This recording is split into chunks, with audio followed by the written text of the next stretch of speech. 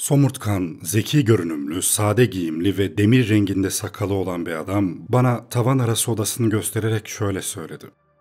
Evet, o burada yaşardı. Fakat size hiçbir şey yapmamanızı öneriyorum. Merakınız sizi sorumsuz yapıyor. Biz gece buraya asla gelmeyiz ve onun vasiyeti nedeniyle burayı bu durumda tutuyoruz. Onun ne yaptığını biliyorsun. O lanetli topluluk en sonunda yetkiyi eline aldı ve onun nerede gömüldüğünü bile bilmiyoruz. Kanunların ya da herhangi başka bir şeyin topluluğu yakalamasına imkan yok. Umarım karanlıktan sonraya kalmazsınız ve size yalvarıyorum. Masanın üzerindeki kibrit kutusuna benzeyen şeyi ellemeyin. Ne olduğunu bilmiyoruz fakat onun yaptığıyla bir ilgisi olduğundan şüpheleniyoruz. Ona uzun süre bakmaktan bile kaçınıyoruz. Bir süre sonra adam beni tavan arasında yalnız bıraktı. Burası çok köhne ve tozluydu.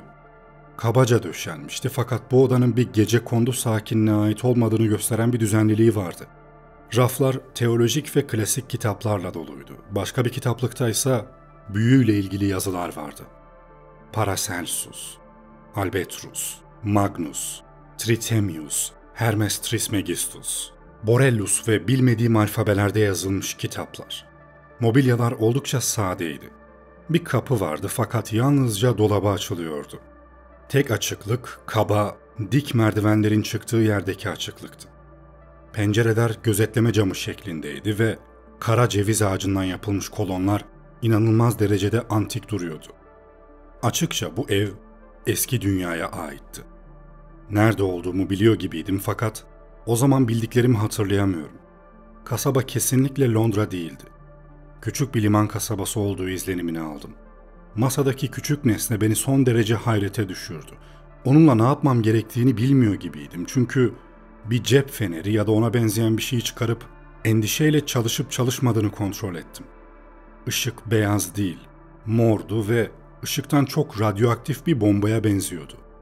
Bunun sıradan bir cep feneri olmadığını bildiğimi hatırlıyorum. Diğer cebimde sıradan bir fenerim de vardı. Karanlık çöküyordu ve gözetleme pencerelerinden dışarıdaki antik çatılarla bacalar çok tuhaf görünüyordu. En sonunda cesaretimi topladım ve masanın üzerindeki küçük nesneyi bir kitaba dayadım.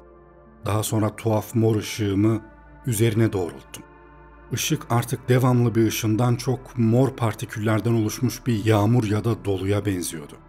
Partiküller tuhaf aletin merkezindeki camsı yüzeye çarptıkça içinden kıvılcımların geçtiği vakumlu bir tüp gibi çatırtı sesleri çıkarıyordu. Koyu camsı yüzey pembemsi bir parıltıyla aydınlandı ve merkezde belirsiz beyaz bir şey şekilleniyor gibiydi. Daha sonra odada yalnız olmadığımı fark ederek ışın projektörümü cebime koydum. Yeni gelen kişi konuşmuyordu ve gelişinden sonraki anlarda hiçbir ses duymadım. Her şey gölgeli bir pandomimdi. Sanki çok uzaktan bir sisin içinden görünüyor gibiydi. Fakat diğer bir yandan yeni gelen ve onu takip edenler büyük ve yakınlardaydı. Sanki anormal bir geometriyle hem yakında hem uzakta gibiydiler. Yeni gelen adam zayıf, esmer biriydi. Ortalama bir boyu vardı ve İngiliz kilisesinin rahip giysilerini giyiyordu. Göründüğü kadarıyla 30'lu yaşlarındaydı. Zeytin renginde bir cildi vardı. Yüzü oldukça düzgündü fakat alnı anormal derecede genişti. Siyah saçları iyi kesilmiş ve özenle taranmıştı. Tıraşlıydı fakat çıkmaya başlayan sakalları cildini gölgelendirmişti. Çelik çerçeveli bir gözlük takıyordu. Vücudu ve yüzü gördüğüm diğer rahiplere benziyordu fakat çok daha geniş bir alnı vardı.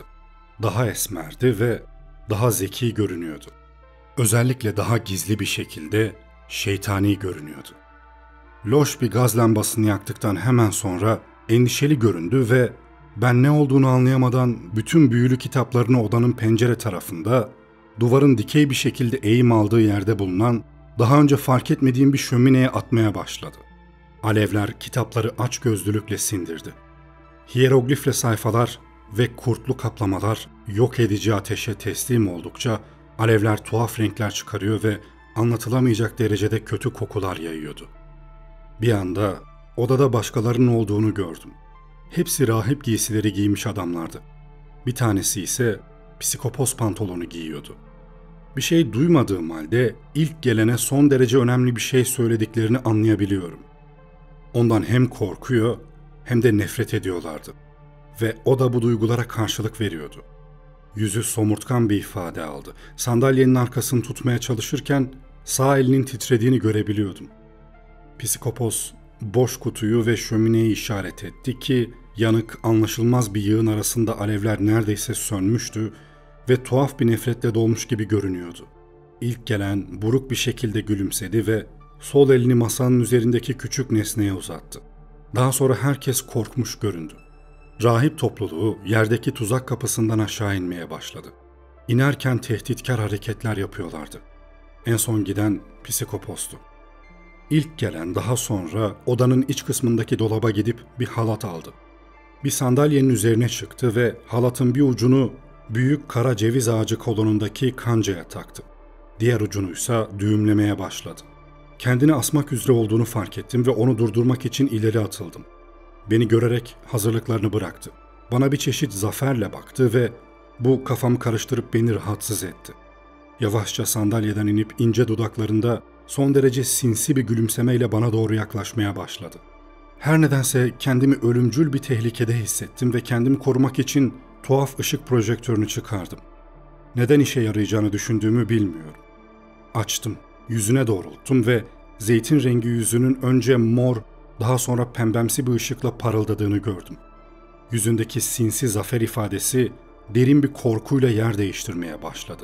Fakat bu korku zafer ifadesini tam olarak yok etmedi. Olduğu yerde durdu. Daha sonra kollarını delice sallayarak gerilemeye başladı. Yerdeki açık merdivenlere doğru gittiğini gördüm ve bağırarak onu uyarmaya çalışsam da beni duymadı. Bir saniye sonra açıklıktan sırt üstü düştü. Gözden kayboldu. Merdivenlere doğru gitmekte zorlandım fakat oraya gittiğimde aşağıdaki zeminde ceset göremedim. Bunun yerine lambalarla gelen insanların çıkardığı takırtılar vardı. Çünkü hayaletimsi sessizlik büyüsü bozulmuştu ve bir kez daha sesleri duyup insanları 3 boyutlu olarak görmeye başladım. Bir şey bu kalabalığı buraya çekmişti. 2 kişi en önden geldiler. Beni görüp felç olmuş gibi kala kaldılar. Bir tanesi yüksek ve yankılı bir sesle bağırdı. "Ah, o mu geldi? Yine mi?" Daha sonra dönüp delirmiş gibi kaçtılar. Bir tanesi dışında hepsi. Kalabalık gittikten sonra beni buraya getiren sakallı adamı gördüm. Elinde bir lambayla tek başına duruyordu. Hayrete düşmüştü ve nefes nefese bana bakıyordu. Fakat korkmuş görünmüyordu. Daha sonra merdivenleri tırmandı, yanıma geldi, şöyle dedi. "Demek uyarımı dinlemediniz. Üzgünüm. Ne olduğunu biliyorum. Bir kez daha oldu fakat adam korkup kendini vurdu. Onu geri getirmeliydiniz. Onun ne istediğini biliyorsunuz. Ama diğer adam gibi korkmamalısınız. Size çok kötü ve çok tuhaf bir şey oldu. Fakat zihninizi ve kişiliğinizi etkileyecek kadar ileriye gidemedi. Eğer sakin kalırsanız ve hayatınızda radikal ayarlamalar yaparsanız, bu dünyada huzur içinde yaşayabilir ve bilginliğinizin meyvelerini yiyebilirsiniz. Ama burada yaşayamazsınız. Londra'ya geri gelmek isteyeceğinizi de sanmıyorum.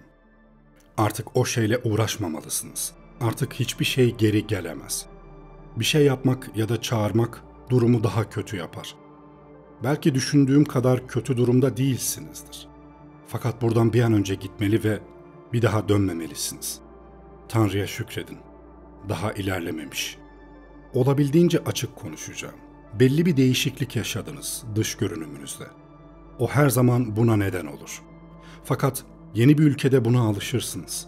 Odanın diğer tarafında bir ayna var. Sizi oraya götüreceğim. Çok şaşıracak fakat tiksindirici bir şey görmeyeceksiniz.